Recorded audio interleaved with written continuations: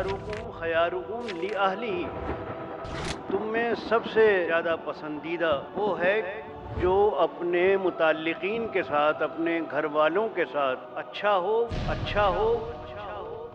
حضرت محمد رسول اللہ صلی اللہ علیہ وسلم جہاں تمام معاملات میں اعلیٰ درجے کے تھے، گھر والوں کے ساتھ حسن سلوک میں، بہترین برتاؤ میں اور اچھے اخلاق میں بھی آپ اعلیٰ مرتبے پر تھے۔ آپ کا ارشاد ہے کہ تم میں سب سے اچھا وہ ہے جس کے اخلاق اچھے ہوں۔ آپ کی زندگی کا ہر گوشہ، آپ کی زندگی کا ہر شعبہ اور ہر حصہ مثالی اور پوری دنیا کے لیے ایک نمونہ ہے۔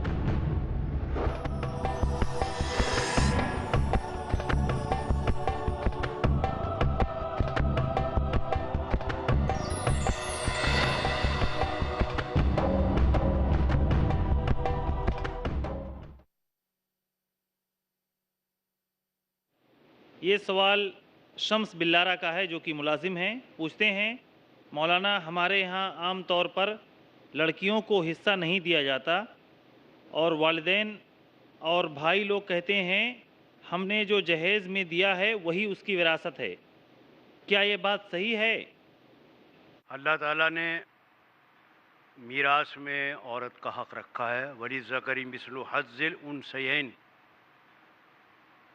اللہ تعالیٰ نے میراث میں لڑکی کا حصہ رکھا ہے، بہن کا حصہ رکھا ہے، عورت کا حصہ رکھا ہے، اور بڑی تاکید کی ہے اس بات کی کہ دیکھو اللہ کی مقرر کردہ حدوں کے خلاف نہ کرو۔ قرآن مجید میں جتنی تفصیل کے ساتھ میراث کے احکام بیان ہوئے ہیں، اتنی تفصیل کے ساتھ نماز کے احکام بیان نہیں ہوئے۔ نماز کے احکام کی تفصیل تو ہمیں احادیث میں مل جاتی ہے، لیکن میراث کے مفصل احکام اللہ تعالیٰ نے قرآن مجید میں بیان کر دیے ہیں، اور وہ تمام صورتیں جو میراث کی پیش آتی ہیں ان سب کا ذکر کر دیا ہے، اور اس بات کی بڑی تاکید کی ہے کہ دیکھو اس قانون کے اور اس اللہ کے حکم کے خلاف نہ ہو۔ جو لوگ اپنی لڑکیوں کو یا جو بھائی اپنی بہنوں کو ان کا مقررہ حصہ نہیں دیتے، وہ سخت گنہگار ہیں۔ اللہ تعالیٰ کے ہاں ان سے باز پرس ہوگی، اور یہ کہہ کر نہیں چھوٹا جا سکتا کہ ہم نے شادی کے موقع پر جو دے دیا تھا وہی ترکہ اور میراث ہے۔ شادی کے موقع پر جو آپ جہیز دیتے ہیں وہ اپنی ناک کے لیے دیتے ہیں، اپنے دکھاوے کے لیے دیتے ہیں کہ دیکھیے ہم نے اتنا دیا ہے۔ مت دیجیے، آپ کون کہہ رہا ہے دینے کو؟ ایک تو غیر اسلامی بات کرتے ہیں، اوپر سے اس پر اسلام کا لیبل لگا دیتے ہیں۔ جہیز قطعی غیر اسلامی ہے۔ حضور نبی کریم صلی اللہ علیہ وسلم نے حضرت فاطمہ کو جہیز نہیں دیا۔ پوری تفصیل موجود ہے حضرت علی کی شادی کی۔ حضور نبی کریم صلی اللہ علیہ وسلم نے جب شادی کا موقع آیا، اللہ کی طرف سے اجازت آئی، حضرت علی کو بلا کر پوچھا کہ تمہارے پاس فاطمہ کو مہر میں دینے کے لیے کیا ہے؟ حضرت علی نے عرض کیا کہ یا رسول اللہ، میرے پاس ایک زرہ ہے اور ایک گھوڑا ہے۔ آپ نے فرمایا گھوڑا مجاہد کی شان ہے، زرہ لے کر آؤ۔ وہ زرہ آپ نے فروخت کی۔ حضرت عثمان رضی اللہ تعالیٰ نے اس کو 400 درہم میں خریدا، پھر بعد میں وہ تحفے کے طور پر حضرت علی کو ہی دے دی تھی۔ اس 400 درہم میں سے حضور صلی اللہ علیہ وسلم نے گھر کا سامان منگوایا، چکی، مشق، بسترا، وہ چیزیں جن کی دلہن کو ضرورت ہوتی ہے یا گھر میں استعمال کی ضرورت پڑتی ہے۔ یہ سامان حضرت علی کی زرہ فروخت کر کے آیا ہے، حضور صلی اللہ علیہ وسلم کے پیسے سے نہیں آیا۔ حالانکہ آپ بیٹے بھی تھے، آپ کے پرورش آپ نے کی تھی، اگر آپ چاہتے تو اپنے پاس سے بھی یہ کہہ کر دیتے بھائی میرا بیٹا ہے، میں اپنے بیٹے کو دے رہا ہوں، لیکن آپ نے دکھا دی یہ بات کہ حضرت علی کے ہی پیسے سے۔ البتہ بطور تحفہ اگر آپ اپنی بیٹی یا داماد کو بغیر کسی دکھاوے کے کچھ دیتے ہیں وہ ایک الگ مسئلہ ہے، جہیز نہیں ہے۔ تو جہیز دے کر آپ میراث سے دستبردار نہیں ہو سکتے۔ میراث تقسیم کے مطابق جیسا حصہ بنتا ہو وہ آپ کے ذمے رہے گی۔ اسی کے ساتھ میں یہ بھی تھوڑا سا عرض کر دوں، اگرچہ سوال میں نہیں ہے، کہ عام طور پر لڑکیوں سے معاف کرا لیا جاتا ہے۔ علماء کرام نے اس بات کو لکھا ہے کہ لڑکیاں شرما شرمی معاف کر دیتی ہیں کہ بھائی بھائی اور والد کو ناگوار گزرے گا اور ہم اس گھر سے ہمارا تعلق کمزور پڑ جائے گا، وہ کہتی ہیں اچھا ہم نے کیا لینا ہے۔ یہ معافی نہیں ہے۔ معافی تو جب ہے کہ آپ ان کو دے دیں، اور وہ دینے کے بعد اگر چاہیں تو آپ کو دے دیں یا کسی اور کو دے دیں یا اپنا جہاں چاہے خرچ کر دیں۔ یہ ویسے ہی نام چارے کو پوچھ لیا، اس نے کہہ دیا کہ نہیں بس میں نے کیا لینا ہے، یہ معافی نہیں کہلاتی۔ وہ مجبوراً معاف کر دیتی ہے، یہ سمجھ کر کہ میرے بھائی مجھ سے ناراض ہوں گے، اور ہوتے ہیں۔ اگر کوئی بہن یا کوئی بیٹی اپنا حصہ مانگے تو اس پر تانے پڑتے ہیں کہ ساری عمر تجھے کھلایا پلایا، تیری شادی کی، ایسا شاندار ہم نے تیرا بیاہ کیا، اب تو ہم سے مانگ رہی ہے۔ حالانکہ وہ اپنا حق مانگ رہی ہے، جو اللہ کا دیا ہوا حق ہے، اور جو بھی ہے کم ہے یا زیادہ۔ تو لڑکیوں کو میراث میں اور ترکے میں جو ان کا حصہ ہے وہ ضرور دیجیے، اور اللہ سے ڈریے۔ اللہ کے ہاں باز پرس ہوگی، اس میں قطر بیونت مت کیجیے۔ جو بھی بنتا ہے ان کو دے دیجیے۔ ماں باپ کو بھی چاہیے، بہن بھائیوں کو بھی چاہیے کہ وہ لڑکیوں پر یہ زیادتی نہ کریں۔ علی گڑھ میں ایک مرتبہ لڑکیوں نے پروگرام رکھا جہیز کے خلاف، پڑھی لکھی خواتین تھیں، انہوں نے مجھ سے سوال کیا کہ مولانا جہیز کے ہم بھی خلاف ہیں، جہیز مت دلوائیے آپ، لیکن یہ کیا بات ہے، ایک طرف آپ ہمیں جہیز بھی نہیں دلواتے اور ہمارا میراث کا حق بھی نہیں دلواتے۔ جب تک ہمیں میراث نہیں ملے گی ہم جہیز لیں گے، ہمیں میراث دلوائیے ہم جہیز نہیں لیں گے۔ بات بڑی معقول تھی کہ ترکہ تو مل نہیں رہا ہے، میراث نہیں مل رہی ہے، جہیز پر بھی ہم پابندی لگا رہے ہیں، تو لڑکیوں کو تو بیچاروں کو کچھ نہ ملا۔ اگر ان کو صحیح معنی میں ایمانداری کے ساتھ میراث مل جائے تو کوئی لڑکی جہیز کا مطالبہ نہیں کرے گی کہ بھائی ترکہ ملے گا، میراث ملے گی۔ اور میراث دینے میں کوئی حجت نہیں ہے، اس بات ہے کہ اللہ نے جو دیا ہے، جتنا مال کم یا زیادہ، جہیز میں تو آدمی قرض کر کے، ادھار کر کے، یہاں تک کہ سود پر لے کر شادیاں کرتا ہے اور جہیز دیتا ہے، قرض دار ہو جاتا ہے، برسوں تک قرض نہیں اترتا۔ ترکے میں جو اللہ نے دیا ہے، ٹوٹا جوتا ہے تو وہ ہے ترکہ، تھوڑا ہے یا زیادہ وہ سب ترکہ ہے۔ تو آپ کا سوال بہت اچھا ہے، ترکہ ضرور دیجیے۔ اللہ تعالی ہمیں اور آپ کو توفیق دے کہ ہم اپنی بہنوں کا، اپنے بیٹیوں کا، ان کا حق دے اور اللہ کے ہاں سرخ روح ہوں۔ جزاک اللہ خیر۔ یہ سوال ایک بہن کا ہے، مریم نام ہے، جو گھریلو خاتون ہیں، پوچھتی ہیں کہ مولانا بہت سارے لوگ پیسہ کمانے کے لیے سالوں سال اپنی بیویوں سے دور رہتے ہیں، کیا یہ صحیح ہے؟ اور ہم دیکھتے ہیں کہ ایسے لوگوں کے بچے تربیت سے محروم رہتے ہیں، ایسے لوگوں کے لیے آپ کی کیا نصیحت ہے؟ ماشاءاللہ بڑا پریکٹیکل اور بنیادی سوال ہے۔ آج کل کی بدلتی دنیا نے جہاں اور مسائل پیدا کیے ہیں، وہاں یہ مسئلہ بھی پیدا ہوا ہے۔ بہت سارے لوگ روزگار کے لیے ملک سے باہر جاتے ہیں، اور بہت کم لوگ ہیں جو اپنی فیملی کو اپنے ساتھ رکھ سکیں۔ چونکہ فیملی کو ساتھ رکھنے کے لیے شرطیں ہیں، وہ شرطیں پوری نہیں ہو پاتی، اس لیے وہ اپنی بیوی کو، بچوں کو چھوڑ جاتے ہیں، اور بعض اوقات کئی سال تک باہر رہتے ہیں۔ اور جو آپ نے کہا سوال میں بالکل صحیح ہے کہ بچوں کی تربیت پر اس کا بہت ناگوار اثر پڑتا ہے، اور بیوی کے حقوق بھی اس سے متاثر ہوتے ہیں۔ حکم تو یہی ہے کہ جہاد میں بھی 4 مہینے سے زیادہ شوہر اور بیوی الگ الگ نہ رہیں۔ حالانکہ جہاد بہت اہم ہے، ایک بڑی ضرورت کے لیے ہوتا ہے، اس میں بھی یہ حکم ہے۔ حضرت عمر رضی اللہ تعالیٰ عنہ کا واقعہ مشہور ہے۔ آپ کسی راستے سے گزر رہے تھے، اشعار سنے آپ نے ایک خاتون کے جو اپنے شوہر کے فراق میں گا رہی تھی. آ کر دریافت کیا اور ان سے پوچھا کہ کتنے دن جدا رہ سکتی ہے، اور آخر حکم دیا کہ جو مجاہد ہیں وہ اتنے دن کے بعد واپس آ جائیں، ان کی جگہ دوسرے چلے جائیں. تو یہ بھی ایک فطری بات ہے انسان کی. دوسری طرف مسئلہ اولاد کا بھی پیدا ہو جاتا ہے. تو اصل تو یہ ہے کہ مال کمانے کی حرص بہت زیادہ بڑھ چکی ہے. ہم یہ سمجھتے ہیں کہ باہر آدمی جائے گا، زیادہ پیسہ کما کر لائے گا، کوٹھی بنا لے گا، گاڑی لے لے گا، معیار زندگی بلند ہو جائے گا. یہ معیار زندگی کی جو چاہت ہے اس نے انسان کو در بدر کی ٹھوکریں کھانے پر مجبور کر دیا ہے. ورنہ جہاں تک گزارے کا سوال ہے، آدمی اپنے وطن میں رہ کر بھی محنت کر کے کوشش کر کے اتنا کما سکتا ہے کہ گزارا کر لے.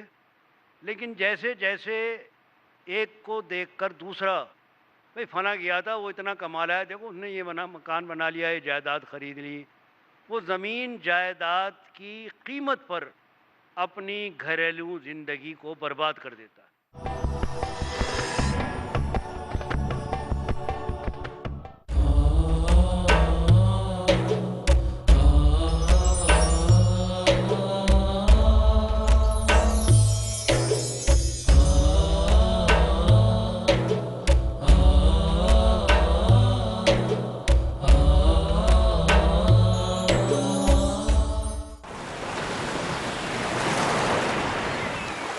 كلما ناديت يا نور قال يا عبدي أنا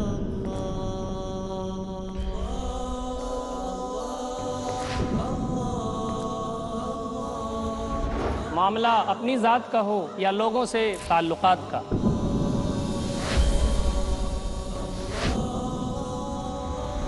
عبادت کا ہو یا تجارت کا،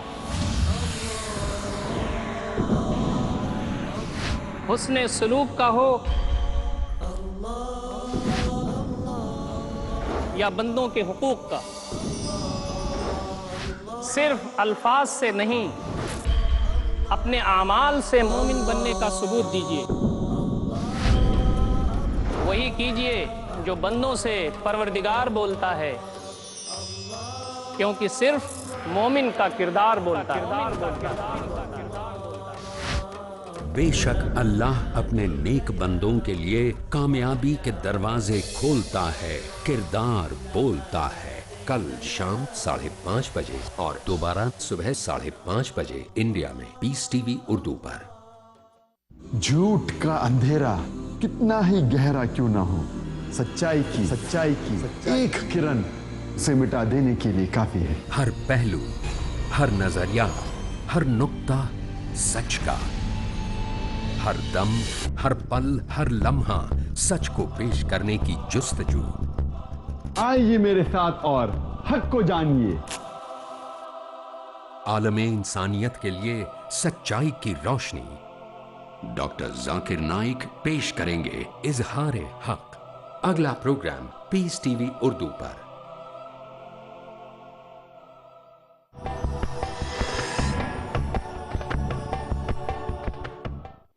یہ سوال ایک بہن کا ہے، مریم نام ہے، جو گھریلو خاتون ہیں.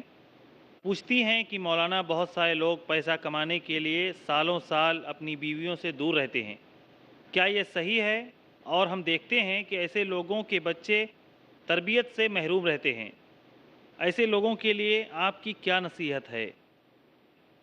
ماشاءاللہ بڑا پریکٹیکل اور بنیادی سوال ہے. آج کل کی بدلتی دنیا نے جہاں اور مسائل پیدا کیے ہیں وہاں یہ مسئلہ بھی پیدا ہوا ہے. بہت سارے لوگ روزگار کے لیے ملک سے باہر جاتے ہیں اور بہت کم لوگ ہیں جو اپنی فیملی کو اپنے ساتھ رکھ سکیں. چونکہ فیملی کو ساتھ رکھنے کے لیے شرطیں ہیں، وہ شرطیں پوری نہیں ہو پاتی، اس لیے وہ اپنی بیوی کو، بچوں کو چھوڑ جاتے ہیں اور بعض اوقات کئی سال تک باہر رہتے ہیں. اور جو آپ نے کہا سوال میں بالکل صحیح ہے کہ بچوں کی تربیت پر اس کا بہت ناگوار اثر پڑتا ہے، اور بیوی کے حقوق بھی اس سے متاثر ہوتے ہیں. حکم تو یہی ہے کہ جہاد میں بھی 4 مہینے سے زیادہ شوہر اور بیوی الگ الگ نہ رہیں.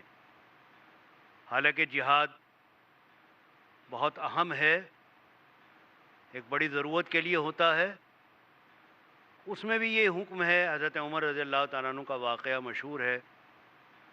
آپ کسی راستے سے گزر رہے تھے، اشعار سنے آپ نے خاتون کے جو اپنے شوہر کے فراق میں گا رہی تھی. آ کر دریافت کیا اور ان سے پوچھا کہ کتنے دن جدا رہ سکتی ہے، اور آخر حکم دیا کہ جو مجاہد ہیں وہ اتنے دن کے بعد واپس آ جائیں، ان کی جگہ دوسرے چلے جائیں. تو یہ بھی ایک فطری بات ہے انسان کی. دوسری طرف مسئلہ اولاد کا بھی پیدا ہو جاتا ہے. تو اصل تو یہ ہے کہ مال کمانے کی حرص بہت زیادہ بڑھ چکی ہے. ہم یہ سمجھتے ہیں کہ باہر آدمی جائے گا، زیادہ پیسہ کما کر لائے گا، کوٹھی بنا لے گا، گاڑی لے لے گا، معیار زندگی بلند ہو جائے گا.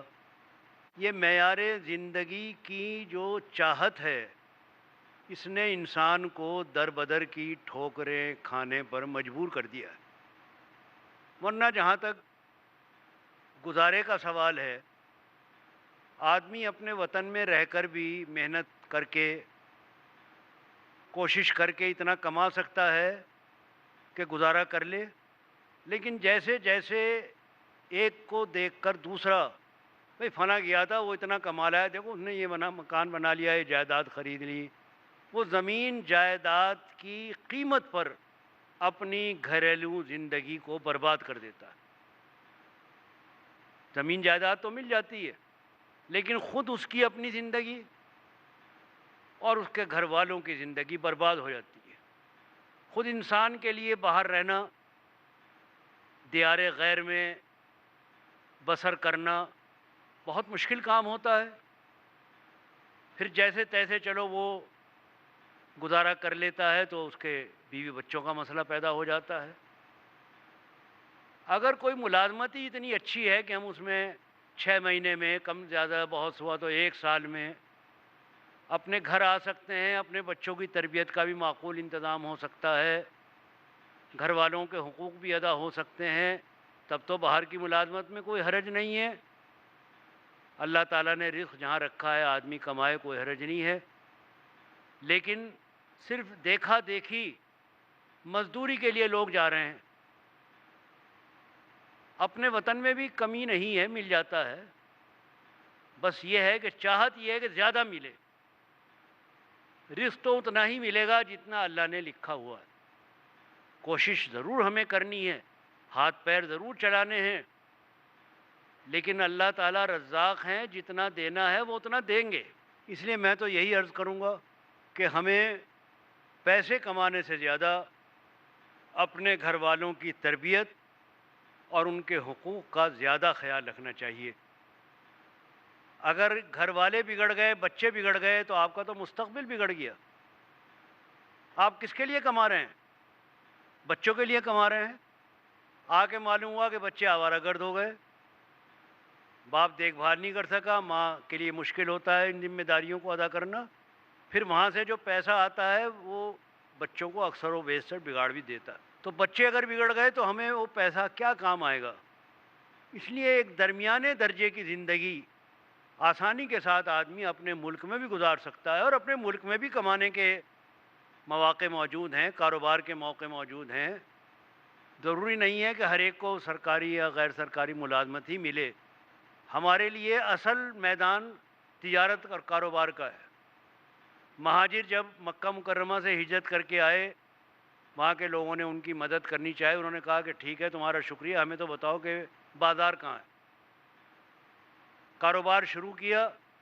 جو مہاجر کل تک غریب تھے، اللہ تعالیٰ نے ان کی روزی میں برکت دے دی. کاروباری ذہن تھا، کاروباری انداز تھا. یہودی کاروبار پر مدینہ کے چھائے ہوئے تھے، حضور نبی کریم صلی اللہ علیہ وسلم نے آزاد منڈی قائم کر دی اور مہاجرین کاروبار پر غالب آ گئے، دیانتداری اور امانتداری کے ساتھ کام کیا۔ دیانت و امانت کے ساتھ کاروبار کے مواقع اس ملک میں بھی آج بھی موجود ہیں۔ تو میں تو یہی سمجھتا ہوں کہ ہمیں جد و جہد اس توازن کے ساتھ کرنی چاہیے کہ ہماری زندگی کا جو یہ پہلو ہے ذمہ داریوں کا، یہ متاثر نہ ہو۔ صرف ذمہ داری پیسہ کمانے کی نہیں ہے، بلکہ ہماری ذمہ داری اولاد کی تربیت اور اپنے گھر والوں کے حقوق کی ادائیگی کی بھی ہے۔ اللہ تعالی ہمیں توفیق عطا فرمائے۔ جزاک اللہ خیر۔ یہ سوال تنویر بھائی کا ہے، ڈاکٹر ہیں، پوچھتے ہیں کہ مولانا اگر ہماری عورت بار بار سمجھانے کے باوجود نماز نہ پڑھے تو ہم کیا کریں؟ سمجھانا ضرور چاہیے، اور سمجھانے سے زیادہ طریقہ بات کو کہنے کا حکیمانہ ہے۔ ایک تو آپ نے سمجھایا بھائی نماز ضروری ہے، نماز پڑھا کرو، یہ کرو وہ کرو، وہ بھی ہے اپنی جگہ، اس کو بھی کبھی کبھی کہنے سے مناسب انداز میں۔ حکیمانہ طریقوں میں ایک طریقہ مثلا آپ نے کوئی کتاب جس میں نماز کے چھوڑنے پر کیا عذاب ہوتا ہے، وہ آپ چپکے سے اس کے پاس رکھ دیجئے کہیں سراہنے، پڑھے گی انشاءاللہ تعالی۔ آپ یہ مت کہیے کہ پڑھو، بعض اوقات یہ کہنے سے کہ پڑھو آدمی کو جاتا ہے کہ میاں یہ مجھے پڑھوا رہے ہیں۔ اگر پڑھی لکھی ہے تو آپ اس کے پاس رکھ دیجئے، ایسی کتاب جو وہ پڑھ سکتی ہوں، جس زبان میں مختصر ہو، آسان ہو، جس کو سمجھا جا سکتا ہو، اس کے پڑھنے سے یہ اثر پیدا ہو کہ تاریک نماز کو کیا عذاب ہوگا، انشاءاللہ تعالی اس کا کچھ نہ کچھ اثر پیدا ہوگا۔ باقی خود آپ نماز پڑھتے ہیں، وہ آپ کو نماز پڑھتے دیکھ کر بھی اس پر اثر پڑے گا۔ کبھی کبھار ویسے ہی باتوں میں آپ کہ بھائی میں نماز پڑھ کے آیا، دل کو بڑا سکون ہوا، میں تمہاری ذمہ داریوں کو اور زیادہ سمجھا کیونکہ مجھے اللہ نے نماز کی توفیق دی، دین کی طرف میرا رجحان ہوا، تو مجھے اللہ کے یہ حکم یاد آیا کہ بیوی کا، بچوں کا یہ حق ہے۔ اب یہ حسن سلوک میں تمہارے ساتھ جو کرتا ہوں، یہ نماز کی اور دینداری کی بدولت ہے۔ اگر میں غلط راستے پر ہوتا، برے کاموں میں مبتلا ہوتا، تو شاید میں بھی تمہارے ساتھ زیادتیاں کرتا، اچھا سلوک نہ کرتا تمہارے ساتھ۔ اس طرح مختلف انداز میں آپ سمجھاتے رہیے، انشاءاللہ تعالی ضرور سمجھ میں آئے گا، اور ضرورت پڑے تو ہلکی سی تنبیہ کے انداز میں بھی بات کر دیجئے کہ دیکھو تمہارے نماز نہ پڑھنے سے مجھے بڑی تکلیف پہنچتی ہے، کبھی کبھی اگر ہو سکے تو بھوک ہڑتال بھی کر دیجئے، یہ بھی ایک مؤثر ہتھیار ہے۔ اگر شوہر کھانا نہ کھائے تو بیوی کو بہت تکلیف ہوتی، آپ ایک آدھ وقت کھانا چھوڑ کے دیکھیے کہ بھائی میں تو کھانا جب کھاؤں گا جب تم نماز پڑھو گی، میرا دل نہیں چاہتا کہ تم نماز نہ پڑھو اور میں کھانا کھاؤں۔ تو ممکن ہے کہ آپ کی اس بات کا وہ زیادہ اثر لیں۔ یہ تو اصل میں مخاطب پر ڈیپینڈ کرتا ہے کہ وہ مخاطب آپ کا کیسا ہے۔ یہ جو آیا ہے کہ بھئی بستر الگ کر لو، تو بعض اوقات عورت ایسی حساس ہوتی ہے کہ اتنی بات پر ہی مان جاتی ہے کہ میرے پاس ہی لیٹ رہے ہیں، یہ میرے لیے کتنا بڑا وہ ہے، نقصان ہے۔ اور ہلکی سی اجازت جو اسلام نے تنبیہ کی دی ہے، وہ بہت ہلکی سی تنبیہ، وہ پٹائی وٹائی وہ نہیں کہ آپ لاٹھی لے کے چوٹ ماریں، بہت ہلکا سا جس سے چوٹ بھی نہ لگے، اور اصل میں تو ذہنی چوٹ ہے وہ، تو اس کو بھی کبھی آزمایا جا سکتا ہے۔ تو یہ مختلف طریقے آپ کی بیوی کے ذہن اور فکر کے مطابق ہیں۔ باقی کوشش کرتے رہیے اور اللہ سے دعا بھی کیجیے۔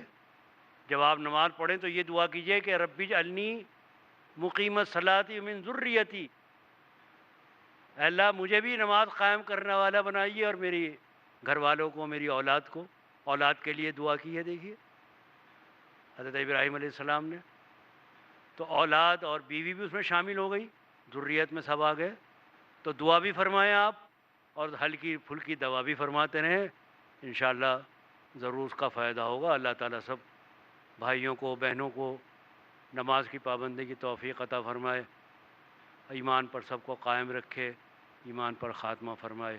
व आखिर दावाना अल्हम्दुलिल्लाहि रब्बिल आलमीन। जज़ाकल्लाहु खैर। इसी के साथ हम अपने मौलाना मोहतरम का और आप सबका शुक्रिया अदा करते हैं।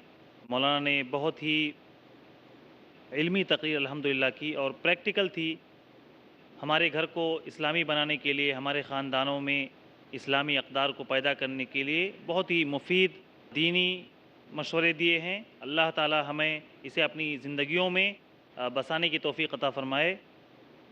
इसी के साथ हम अपने मौलाना मोहतरम का दोबारा शुक्रिया अदा करते हैं। अल्लाह ताला आपको जज़ाए खैर अता फ़रमाए, आपकी ज़िंदगी में बरकत अता फ़रमाए और आपके इल्म से सारी दुनिया को, सारी उम्मत को फ़ायदा पहुँचाए। अल्लाहु